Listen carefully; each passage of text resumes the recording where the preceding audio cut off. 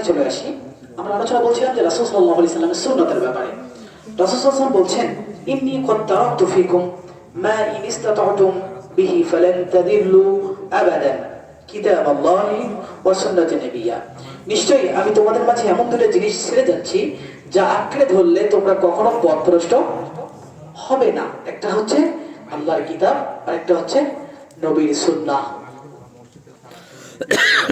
তাহলে আমাদের নবীর সুন্নাহকে ধরতে হবে, আল্লাহর কিতাব এবং নবীর সুন্নাহ কখনো পরিত্যাগ করা যাবে না।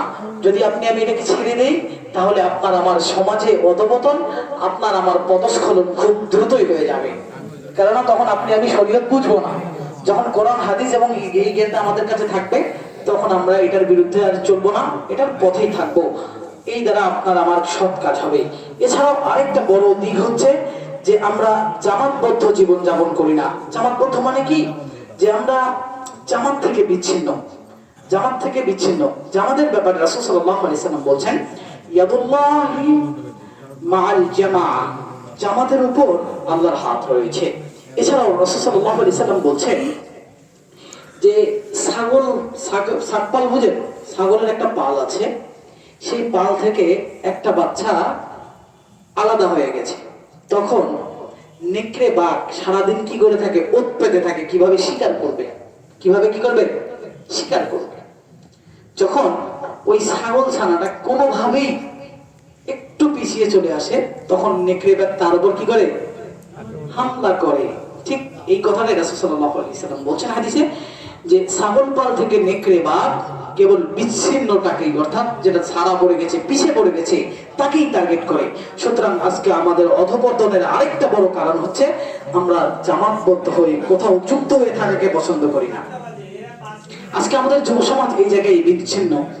এই যে আপনাদের জন্য একটা নিয়ে আসছে বাংলাদেশ আহলে হাদিস যুব সংঘ, যা আপনাদেরকে দাওয়াত দেয়, আপনাকে ডাকছে যে আসো আমাদের সাথে থাকো। আমাদের সাথে থাকলে অন্তত দিন বুঝবা, দিনের সঠিক দিনটা তোমার মাথায় থাকবে, তুমি নিজে সংশোধন হবা, আর 10 জনকে সংশোধন করতে পারবা।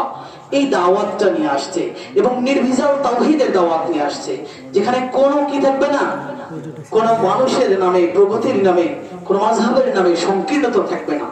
যেখানে শুধু থাকবে কি কোরআন এবং হাদিসের চর্চা, হাদিসের বিশ্লেষণ। তাহলে এই যুব সমাজের প্রতি আমার অনুরোধ থাকবে যে এই যে আমরা ছাগপাল থেকে পিছিয়ে পড়া সেই ছাগপাল হব না, ছাগল হব না, যেই ছাগলকে বা খুব সহজে শিকার করতে পারে। আমরা নিজেকে এতটা অধঃপতনের দিকে ধাবিত করব না যে খুব সহজেই যেন আমরা ধ্বংস হয়ে যাই, তাই না? তার মানে কি আমাদেরকে জামাতের সাথে, কোন সংগঠনের সাথে যুক্ত হবে। আমি আশাবাদী বাংলাদেশ আহলে হাদিস যুব সংঘ, এই যুব সংঘ আপনাদেরকে সেই দাওয়াত দেয়, সেই জামাতবদ্ধ জীবন যাপনের কথাই বলে, যে জামাতবদ্ধ জীবন যাপনের মধ্যে থাকলে আপনি আমি সংশোধন হব, আপনার আমার সমাজ সংস্কার হবে। যে সমাজ সংস্কারের মাধ্যমে পবিত্র কোরআন এবং সহিহ হাদিসকে জীবনের সর্বাঙ্গীন জীবনে বাস্তবায়ন করা খুব সহজ হবে। তাই আসুন আপনি আমি এই যুব সমাজের যে অধঃপতন, এই জামাত থেকে দূরে থাকা, এগুলো থেকে দূরে থাকা, এই দূরে থাকবেন না, এগুলোর সাথে যুক্ত হবেন এবং এগুলোর সাথে কাজ করবেন, দিনের আঞ্জাম দিবেন, দিনের খোরাক দিবেন। আল্লাহ রাব্বুল আলামিন আপনাকে ইহকালীন শান্তি, পরকালীন মুক্তি উভয়ই দিবেন। আসুন এই বিষয়ে আপনাকে আমাকে সতর্কতা অবলম্বন করতে হবে। এরপর যদি আমরা খেয়াল করি, অবসর সময়ের সৎ ব্যবহার করতে হবে। আজকে আমাদের অধঃপতনের আরেকটা বড় কারণ হচ্ছে আমরা আমাদের যে সময়গুলো আছে, অবসর সময়গুলোকে, এই সময়গুলোর সৎ ব্যবহার করতে পারি না। এই সময়গুলো কি করতে পারি না? সৎ ব্যবহার করতে পারছি না। সৎ ব্যবহার করতে না পারলে, আচ্ছা বলেন তো, কোন জিনিসের যদি সৎ ব্যবহার করতে না পারেন তাহলে সেটা কি যথাযথ কোনো অর্থবহ হয়? অর্থবহন করে না, সেটা শুধু ফাঁকা। মাকাল ফল যেমন বাইরে থেকে দেখতে সুন্দর, ভিতর থেকে গন্ধওয়ালা, ঠিক এরকম হয় যদি আপনি আমি সময়ের সঠিক বিশ্লেষণ করতে না পারি, ব্যবহার না করতে পারি। তাই আসুন, রাসূল সাল্লাল্লাহু আলাইহি সাল্লাম বলছেন, নি'মাতানি মাকবুলুন, দুইটা বড় নিয়ামত রয়েছে যে নিয়ামতের সাথে ফীহিমা কাসীরুম মিনান নাস, মানুষরা, অধিকাংশ মানুষ দুইটা নিয়ামতে কি হয়, দুইটা যেই নিয়ামতের মাধ্যমে মানুষ কি হয়ে যায়, দুইটি নিয়ামত আছে, যেই দুইটি নিয়ামতে অধিকাংশ মানুষে ধোঁকা খায়। অধিকাংশ মানুষই কি হয়, ধোঁকা খায়। আরে কথাটা সুন্দর না? যে দুইটা নিয়ামত আছে, যে দুইটা নিয়ামতের সাথে অধিকাংশ মানুষই কি হয়, ধোঁকা খায়। একটা হচ্ছে সিহা সুস্থতা, আর একটা হচ্ছে ওয়াল ফারাগ অবসর সময়। আপনি সুস্থ সব সময় থাকবেন না, আর কি সবসময় অবসর থাকবেন না। সুতরাং যে সময় সুস্থ থাকবেন, যে সময় অবসর থাকবেন, সে সময়কে আল্লাহকে স্মরণ করেন, আল্লাহর জিকিরে নিজেকে ব্যস্ত রাখেন। তাহলে আপনি আমি এই যে অধপতন, এই অধপতন থেকে মুক্তি পাবো। সম্মানিত উপস্থিতি, এরপর আরেকটা বিষয় হচ্ছে আপনার আমার অধপতনের সবচেয়ে বড় কারণ হচ্ছে আমরা বললাম অসৎ সঙ্গ। কি অসৎ সঙ্গ? রাসূল সাল্লাল্লাহু আলাইহি সাল্লাম এই ব্যাপারে একটা হাদিস বলছেন যে আবু মুসা আশআরী রাদিয়াল্লাহু তাআলা আনহু থেকে বর্ণিত, তিনি বলছেন মাসালুল জালসিস সহিহ, যে সৎ সঙ্গের উদাহরণ হচ্ছে কিসের মতো? মেস্ক সুগন্ধি বহনকারী সেই বস্তুর মতো অথবা প্রাণীর মতো। এরপর আরেকটা কি? আরেকটা হচ্ছে উদাহরণ হচ্ছে খারাপ অসৎ সঙ্গে মানুষের উদাহরণ হচ্ছে সেই কামার হাপুরের মতো, যে কি করে কামার আগুন দিয়ে লোহা পুড়িয়ে তারপর লোহার অস্ত্র বানায়। এই যে হাপড়টা, সেখানে কয়লা দেয়, দেওয়ার পর বাতাসে ফু দেয় না, এই ফুর মধ্যে আগুন ছড়িয়ে যায়। এই ব্যক্তির উদাহরণ হচ্ছে খারাপ ব্যক্তির সাথে। আর ওই সুগন্ধিওয়ালার সাথে উদাহরণ কার? ভালো মানুষের সাথে।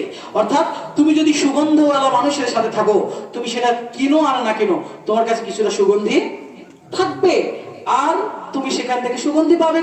কিন্তু তুমি যদি অসৎ মানুষের সাথে থাকো, যদি তুমি কামারের সাথে থাকো, ওই হাফুরের কাছে থাকো, তাহলে দেখবা হয় তোমার গায়ে কখনো আগুনের ছিটা এসে তোমার কাপড় পুড়িয়ে দিবে, অথবা তোমার তার যে সাথে থাকা যে দুর্গন্ধ, সে দুর্গন্ধ তোমাকে কি করে দেবে?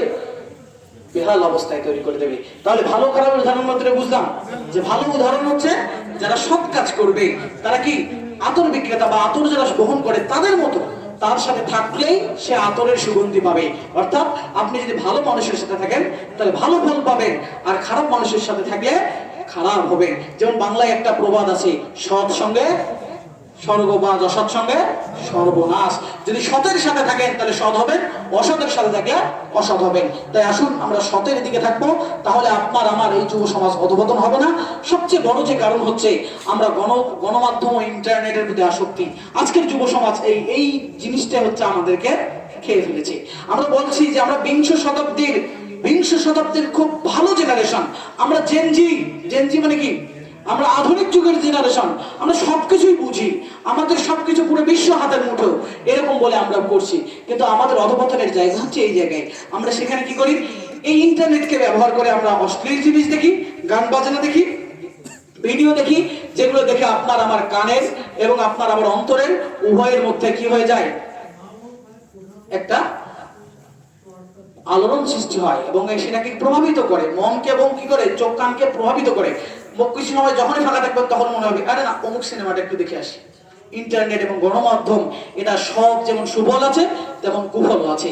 এই কুফল থেকে আপনাকে আমাকে যুব সমাজকে বেশি টানে, এই কুফলটা আমাকে বাদ দিতে হবে আপনাকে, যে এই কুফলের মাধ্যমে গান নাচ যা কিছু আছে এগুলোকে পরিহার করতে হবে। অশ্লীলতা, যত ধরনের অশ্লীলতা আছে এগুলোকে পরিহার করতে হবে।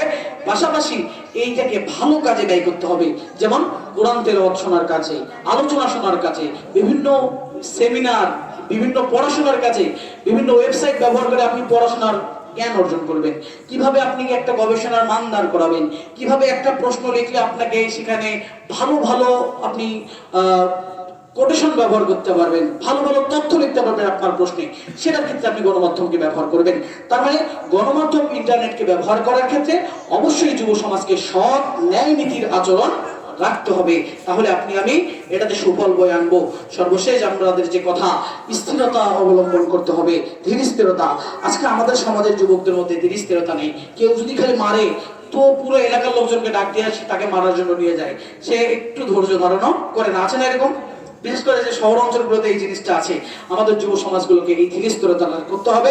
এই ধীর স্থির যদি না করি তাহলে আপনি আমি ধ্বংস হব। কেননা শয়তান খুব কাজ দ্রুত করে। যেমন আল্লাহ সূরাতুল কিয়ামার মধ্যে বলছেন, কাল্লা বাল তুহিব্বুনাল আজিলা, কখনোই নয় তোমরা মানুষরা বরং দ্রুতলভ্য অর্থাৎ দুনিয়াকে ভালোবাসো, তোমরা খুব দ্রুত দুনিয়াকে চাও, দুনিয়ার প্রতি আকৃষ্ট হও। এই জিনিস থেকে আপনাকে আমাকে বেঁচে থাকতে হবে। এবং সর্বশেষ যে বিষয়টা আমি আপনাদের সামনে বলবো সেটা হচ্ছে আল্লাহ ভীতিটাকে আপনাকে আমাকে স্মরণ করতে হবে। আজকে আপনার আমার মাঝে আল্লাহ ভীতি না থাকার কারণে আমরা ধ্বংসের দ্বার প্রান্তে চলে গেছি, আপনার আমার যুব সমাজ অধপতনে চলে গেছে। আসুন আমরা আল্লাহ ভীতিকে অনুসরণ করি। আল্লাহ সূরা তালাকের 2 নম্বর আয়াতে বলছে, ওমাইয়াত্তাকিল্লাহা ইয়াজআল লাহু মাখরাজা। যারা আল্লাহকে যথাযথভাবে ভয় করবে, আল্লাহ নিজেই তাদের পথ বের করে দেবেন। আর কি করবেন?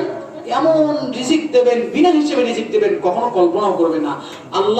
আল্লাহকে যদি ভয় করে যথাযথ আল্লাহ ভীতি অনুসরণ করে, তাহলে তাকে বিনা হিসেবে মানে এত পরিমাণে রিজিক দেবে সে কখনো ব্যক্তি কল্পনাও করতে পারবে না। এজন্য আমাদের যুব সমাজকে সর্বদাই আল্লাহ ভীতিতে আকৃষ্ট হতে হবে, আল্লাহ ভীতির প্রতি আপনাকে আমাকে চলতে হবে। সর্বশেষ কথা হচ্ছে, যদি আমি আল্লাহ ভীতিকে অনুসরণ করি, আল্লাহ সুবহানাহু ওয়া তাআলাকেই বলছেন ওয়ামান ইয়াত্তাকিল্লাহ ইয়াজআল লাহু আমরান। আর যারা আল্লাহ ভীতিকে অনুসরণ করবে, আল্লাহ নিজেই তাদের কাজগুলোকে সহজ করে দেবেন। কি করে দেবেন? সহজ করে দেবেন। সুতরাং আমাদের যুবক বয়সে অনেক কাজকে কঠিন মনে হলেও আমরা যদি আল্লাহ ভীতিকে অনুসরণ করি, আল্লাহকে ভয় ভীতি করে সামনের দিকে এগিয়ে যাই, তাহলে আমরা এটাকে কি পাবো? সহজ সমাধান পাবো। সর্বশেষ কথা হচ্ছে, যে কোনো বিপদ আপদ, যে কোনো অবস্থায় আমরা থাকি না কেন, যে কোনো পাপ কাজ আপনাকে ডাকবে, সেই পাপ কাজকে সরার পূর্বে আপনি আল্লাহকে ভয় করেন। কেননা রাসূল সাল্লাল্লাহু আলাইহি সাল্লামের সেই হাদিস, 7 শ্রেণীর মানুষ আল্লাহর আরশের নিচে জায়গা পাবে। তার মধ্যে এক শ্রেণী ছিল, এক ব্যক্তি ছিল যাকে তার বোন কি করেছিল? জিনার জন্য আহ্বান করেছিল। সে জায়গা থেকে, জিনার জায়গা থেকে কি করেছে? ফিরে এসেছে। ঠিক আছে? এই জন্য আপনার আমাকে এই জায়গা থেকে মুক্ত থাকতে হবে। পাশাপাশি আপনার আমার এই জায়গাগুলোকে কাজ করতে হবে এবং বিশেষত জামাতবদ্ধ জীবনযাপন করতে হবে। বিশেষ করে সৎ সঙ্গ, যারা ভালো মানুষ, তাদের সাথে যদি আমি চলাফেরা করি, তাহলে আপনার আমার মাঝে কখনো অধপতনের গুরুত্বটা আসবে না, অধপতনটা আসবে না। যদি ভালো মানুষের থাকি, ভালো মানুষের সাথে থাকে, ভালো দিকটাই আমি গ্রহণ করব। কিন্তু খারাপ মানুষের সাথে যদি একটা ভালো মানুষ মিশে, এক সময় মিশতে মিশতে দেখবে খারাপ মানুষ ভালো মানুষটাও কি হয়ে গেছে? খারাপ মানুষে পরিণত হয়েছে। তাই আজকের এই তালিম বৈঠক থেকে, এই জায়গা থেকে আমি আপনাদেরকে জানাতে চাচ্ছি যে আপনারা বাংলাদেশ আহলে হাদিস যুব সংঘ যে দাওয়াতটা নিয়ে আপনারা আমার কাছে এসেছে, সেই দাওয়াতটাকে আমি চিন্তা করি এবং তাদের সাথে যুক্ত হয়ে এই দিনই দাওয়াতের খোরাক কাজে লাগাই। আপনার আমার যৌবন কালটাকে সেখানে ব্যয় করি। আল্লাহ রাব্বুল আলামিন অবশ্যই আপনার আমার জন্য কল্যাণ দান করবেন।